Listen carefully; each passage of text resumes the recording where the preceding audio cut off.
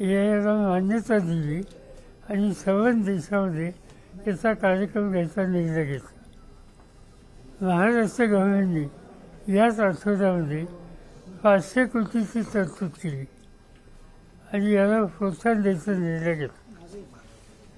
आज शेती उत्पादन वाढवायचं असेल तर AIची मदत होते. त्याला आर्थिक खर्च आहे, 25,000 रुपये हेक्टरी खर्च आहे. पण राज्य सरकारने, केंद्र सरकारने त्याचा वाटा उचलायचं ठरवलं आणि शेतकऱ्याचं ओझं कमी करायचं ठरवलं. आणि ही स्थिती पाहता विद्यार्थी असतील, शिक्षण क्षेत्राचे जाणकार असतील, शेतकरी असतील, उद्योजक असतील, या सगळ्यांनी AIच्या बद्दलचा विचार केला पाहिजे. आणि आनंदाची गोष्ट आहे की रयत शिक्षण संस्थेसाठी जी मार्गदर्शक एज्युकेशन आहे संस्था आहे, त्यांनी त्याचा पुढाकार घेतला. त्याचा उपयोग हा निश्चित झाल्याशिवाय राहणार. दुसरं म्हणजे आता हिंदीला जो विरोध हा विषय सांगतो. हां, हिंदी भाषा जी काही सक्ती केली जाते पहिलीपासूनच्या विद्यार्थ्यांना, तर त्याला विरोध होतोय. कलाकारांनी सुद्धा विरोध केलेला आहे, अनेक लेखकांनी विरोध केलेला आहे. त्याचबरोबर आता जे राज ठाकरे असतील, उद्धव ठाकरे हे सुद्धा रस्त्यावर उतरणार आहेत. काय तुम्ही कसं बघताय याकडे? त्यालाच प्रश्न आहे असं आहे की माझ्या मते या सगळ्यांचा आग्रह जो आहे तर प्राथमिक शिक्षणामध्ये हिंदी सक्तीचं करू नये. 5वीच्या नंतर हिंदी शिकायला काही हरकत नाही. हिंदी देशातला एक मोठा वर्ग हिंदी भाषा बोलतो आणि त्यामुळं हिंदीला एकदमच त्यांचं सर्वांचं कारण नाही. पण हे जरी खरं असलं तर मुलांच्या एका विशिष्ट वयामध्ये भाषा किती आत्मसात तो करू शकेल, त्याचा किती भाषेचा लोट टाकावा लागेल याचा विचारसुद्धा करावा लागेल. तो लोट टाकला आणि मातृभाषा ही बाजूला पडली तर हे योग्य नाही. आणि म्हणून 5वीपर्यंत हिंदी भाषेचा संबंधीचा हट्ट सरकारने सोडावा. त्या ठिकाणी मातृभाषा हीच महत्त्वाची पाहिजे. आणि त्याच्यानंतर पुढं जे काही करायचं असेल ते 5वीच्या नंतर कुटुंबाचे लोक त्याचा निर्णय घेतील. त्याला आमचा विरोध नाही. पण आत्ता जे बाकीचे सगळे लोक जे बोलत आहेत की आता ठाकरे बंधू त्याचे मी स्टेटमेंट आता बघितलं, ते काही चुकीचं नाही. त्या स्टेटमेंटमध्ये कोणत्या स्टेटला हिंदी आणि हवी आणि नको आहे या दोन्ही गोष्टी सांगितले.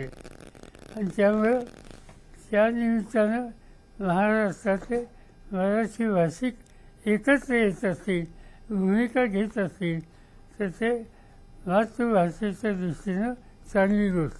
राज ठाकरे साहेबांनी 6 तारखेला मोर्चा आयोजित केलेला आहे. सर्वपक्षीय लोकांना, नेत्यांना बोलवलेले. तुमची काय भूमिका राहणार? मला आता तुम्ही सांगताय, आम्हाला काही कुणी सांगितले नाही. हा विषय कुणी एकटा राजकीय पक्ष सामूहिक निर्णय घेऊ शकत नाही. त्यांनी असंही सांगितलं, असं मी ऐकलं की आम्ही अन्य पक्षांशी बोलणार आहोत, त्यांना बोलून द्या, बोलल्याच्या नंतर चर्चा करू.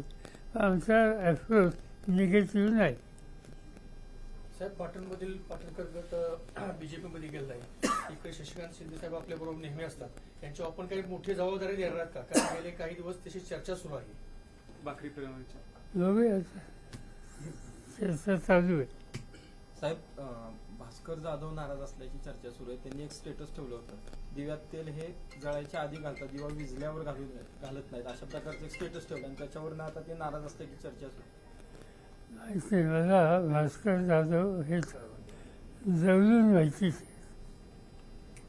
विचाराने स्पष्टता आहे. एखाद्या गोष्टीवरून नाराजी असते, हा आहे का नाही मला माहीत नाही. पण भास्कर जाधव यांचं योगदान विधिमंडळात उत्तम आहे. ते प्रभावी विरोधी पक्ष म्हणून उत्तम काम करतात हा आमचा अनुभव आहे. आणि ते एखाद्या गोष्टी राबवली असतील पण तत्त्व ते कधी सोडणार नाही. परवा शिवसेनेची उद्धव सेनेची बैठक झाली, त्यामध्ये जिल्हा प्रमुख सांगले की आम्ही स्थानिक स्वराज्य संस्थेची निवडणूक पक्षचिन्हावर लढणार आहे किंवा स्वतंत्र लढणार आहे. दुसरीकडे महायुतीनं एकत्र लढण्याची तयारी केली आहे. तशी महाविकास आघाडीची भूमिका आणखी स्पष्ट नाही. काय त्याची तयारी असं आहे की महाविकास आघाडीची या संदर्भात आम्ही एकत्र बसायची चर्चा केलेली. दिवस नक्की नाही, पण कदाचित 30 तारखेला आमची बैठक तुमची विधानसभा कधी 30 तारखेला आमची बैठक होण्याची शक्यता आहे. कन्फर्म अजून नाही, पण बैठक घ्यायची आणि एकत्रित निर्णय घ्यावा यासंबंधीचा विचार आमच्या पुढे आहे. साहेब, माळेगाव कारखान्यात दणदणीत विजय झाला 21-1. काय त्याचा जल्लोष खूप मोठा महाराष्ट्रात झाला. महाराष्ट्रात तो महाराष्ट्रात झाला. अच्छा. साहेब काय- एक प्रश्न द्या. याच्या आधी सुद्धा तो कारखाना आज ज्यांच्या हातात आहे त्यांच्याच हातात होता. त्याच्यात काही वेगळं काही चित्र नव्हतं. साहेब, मुंबईमध्ये एक 2 दिवसाची राष्ट्रीय परिषद झाली. त्याच्यामध्ये विधिमंडळाचे परत संसद सदस्य समितीचे आले होते. तिथं शाही भोजन देण्यात आलं, चांदीच्या ताटांमध्ये जेवण देण्यात आलं. 4,500 रुपयाला थाळी अशा पद्धतीचा त्याचा खर्च झाला.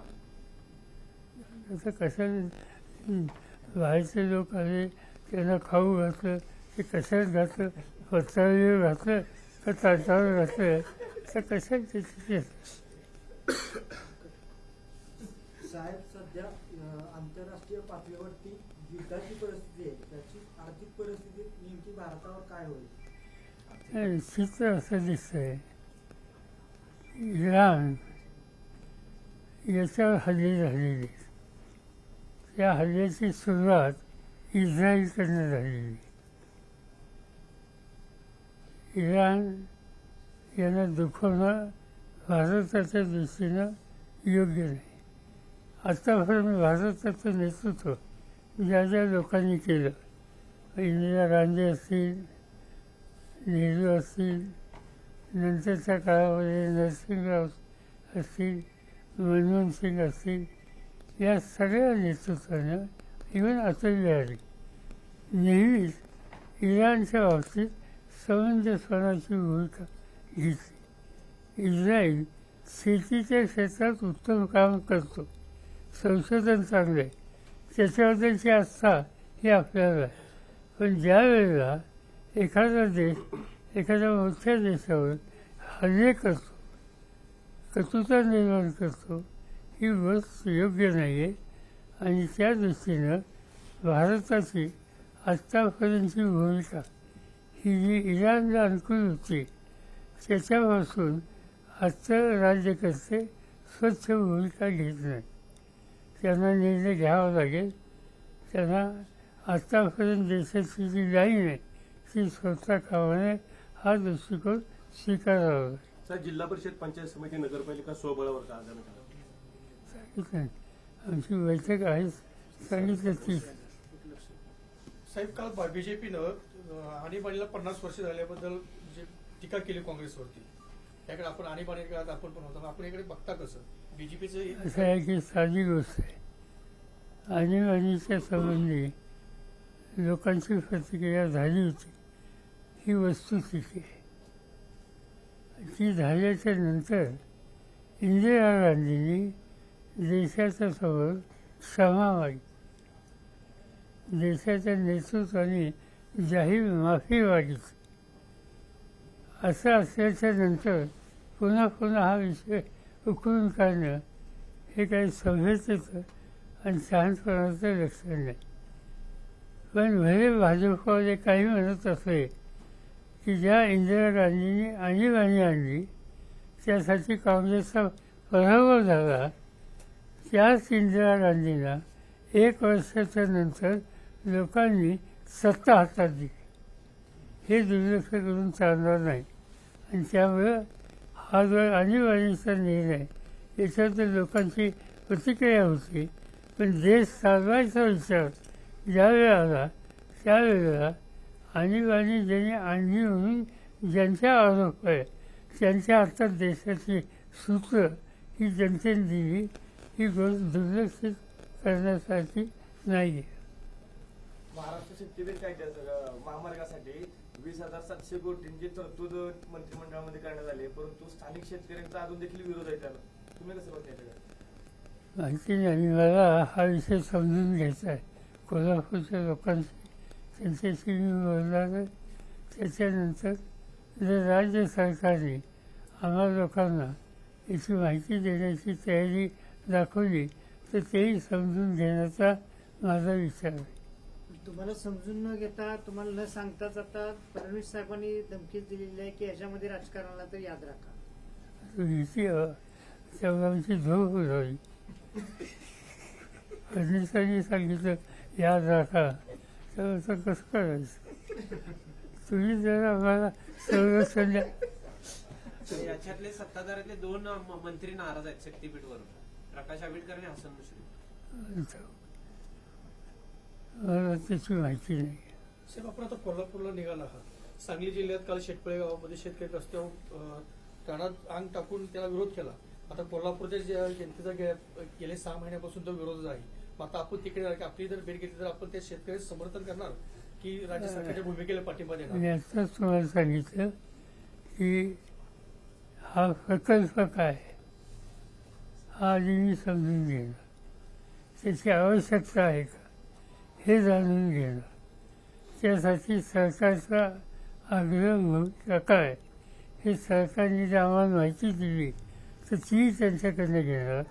आणि त्याच वेळेला त्या भागातले शेतकरी ज्यांच्या जमिनी घेतल्या जातात त्या भागातले लोकप्रतिनिधी जे जाहीरपणाने बोलत आहेत त्याच्यामध्ये मग मंत्रिमंडळाचे मंत्री असतील किंवा राजू शेट्टींच्यासारखे जाणकार असतील त्यांची मतं आणि त्यांचा आग्रह हा समजून घ्यावा लागेल. उगीच विरोधासाठी विरोध करणारे ते नाहीत. आणि त्यामुळं या सगळ्या गोष्टीची माहिती घेऊन मी माझं मत मांडेन. एबीपी माझा, उघडा डोळे बघा नीट.